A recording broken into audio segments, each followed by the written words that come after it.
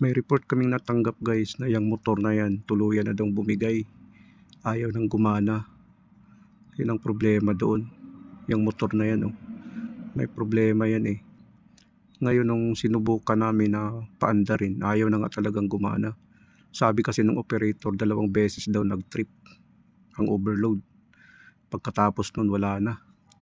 Bumigay na talaga siya. Yan talaga guys, palaisipan din yan sa akin. Bakit nag-trip ang overload 2 beses pagkatapos nasunog na yung motor? Hindi ko talaga lubos maisip. Yan siya, oh.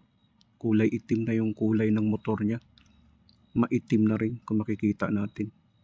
Talagang bumigay na talaga yung winding ng motor o yung magnetic coil niya. Kung makikita natin guys, ang itim-itim na eh.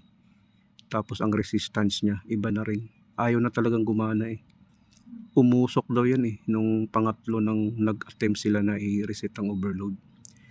Sa mga veterano dyan, ano ba talagang cause na ang overload naman, nag-trip naman, pero bakit tuluyan pa rin nasunog?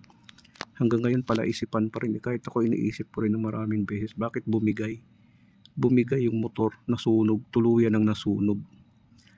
Hindi ko maisip kasi nag-trip siya ng 2 beses. Pag pangatlo na nung ni-reset nila, nasunog na.